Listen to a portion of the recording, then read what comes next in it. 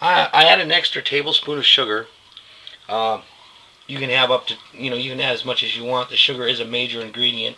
If it's a little tart, or if you like it as it is, you can leave it as it is.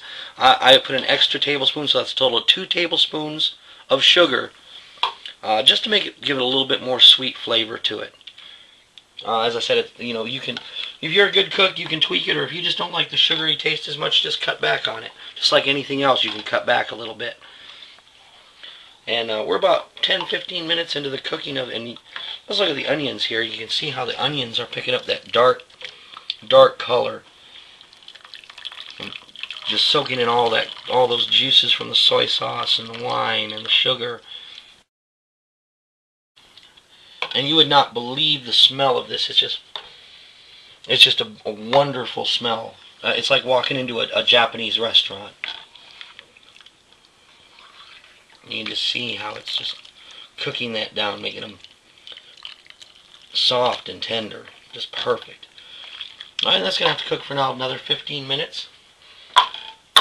And we've been stirring the meat. Let's stir it up a little bit more.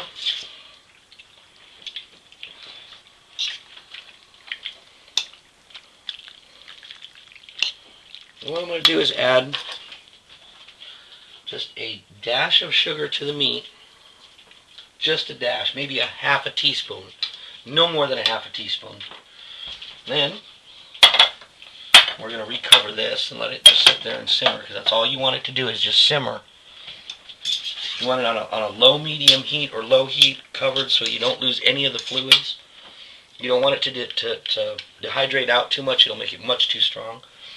But then I'm just going to dab in some soy sauce like you're covering some rice. We're just going to put that in on the meat. And just add a little sugar and some of that soy sauce. Get some of that sugar flavor going in the meat. Ham. Ham is a perfect example of meat that's wonderful with sugar. Or anytime you have a barbecue with beef or pork and you use a hickory sauce, loaded with sugar. So sweet does go good with meat.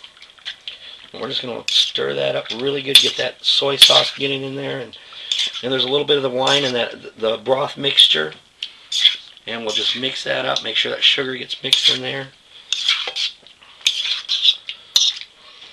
and we're just going to let that sit again and come back to it in just a little bit.